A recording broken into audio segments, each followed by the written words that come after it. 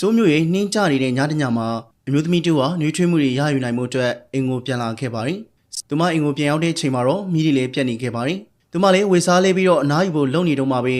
ယူရီရဲ့အတန်ကြီးတန်ကိုကြားလိုက်ရပါတယ်။မိလည်းပြတ်နေတဲ့ချိန်ယူရီရဲ့ထွက်လာတဲ့အတန်ကြောင့်ခြောက်ချားစရာလေးဖြစ်နေပါတယ်။သူမအတန်လာရာကိုသိကျင်တဲ့အတွက်အားခဲပြီးတော့ရှောက်သွားခဲ့ပါတယ်။ပြီးတော့ယူရီရဲ့မိတွေဖွင့်လာခဲ့ပြီးတော့သူမမွေးနေ့အတွက်မိသားစုဝင်တွေက surprise လုပ်ပေးကြတာဖြစ်ပါတယ်။အဲတော့မှပဲယူရီရဲ့ကြောင်းလန့်နေတဲ့စိတ်ကနေအနှဲငယ်စိတ်သက်သာရသွားခဲ့ပါတယ်။ယောက်ျားဖြစ်တဲ့သူဟာ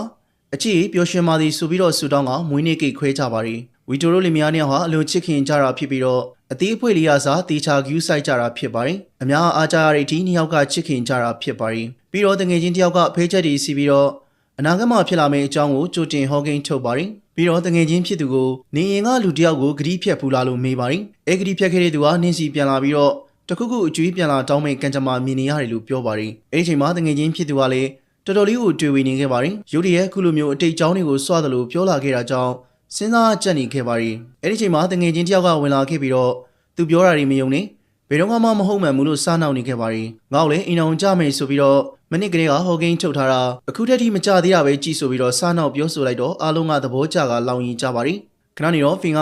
ယောက်ျားဖြစ်သူကိုဆေးထိုးပေးနေရင်ယူရီရဲ့လှုပ်ရှားရှိတာကြောင့်နောက်ကိုထသွားခဲ့ပါတယ်။အဲဒီချိန်မှာဖုန်းတစ်လုံးဝင်လာခဲ့ပါတယ်။ဝီလည်းဖုန်းကင်ခဲ့ပြီးတော့ကြောင်တောင်လေးဖြစ်နေခဲ့ပါတယ်။ခဏနေဖင်လဲလာရောဖင်စီထားတော့ဖင်မေလီဖြတ်သွားလို့ဆေးရုံမှာတင်ထားရတယ်လို့ပြောပါတယ်။ဖင်လည်းယူရီရဲ့အဲ့စကားကိုကြားတော့တွေ့သွားပြီးမြဲ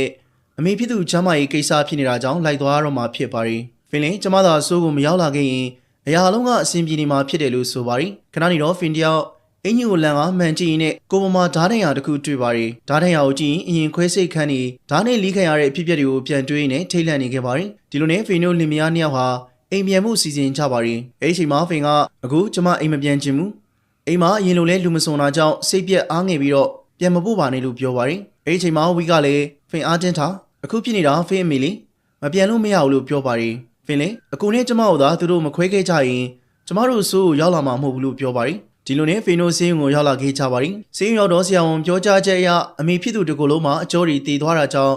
အချိန်ပေးပြီးတော့ကူးသားရမယ်လို့ပြောပါတယ်။ဖင်လည်းကရင်ပေါ်မှာမေမျောနေတဲ့အမေဖြစ်သူကိုကြည့်ပြီးတော့တော်တော်လေးကိုစိတ်မကောင်းဖြစ်ခဲ့ရပါတယ်။ပြီးတော့ဖေနိုလင်မယားနှစ်ယောက်လုံးအင်ကိုပြန်လာခဲ့ကြပါတယ်။လူသူနေပါပြီးတော့ခြောက်ချားနေတဲ့အင်ကိုဝင်လာတော့ဖင်တယောက်အနေငယ်စိတ်ခြောက်ချားနေခဲ့ပါတယ်။ပြီးတော့ငငယ်တုန်းကအမဖြစ်သူနဲ့တူဆန်နီယာတီရဲ့အကြောင်းတွေကိုပြန်တွေးရင်းနဲ့အမတ်ရနေခဲ့ပါတယ်။ဖင်မဖင်လိုက်ဟာတည်ဆုံးသွားခဲ့ပြီပဲဖြစ်ပါတယ်။ဒါကြောင့်ဖင်တယောက်ဟာ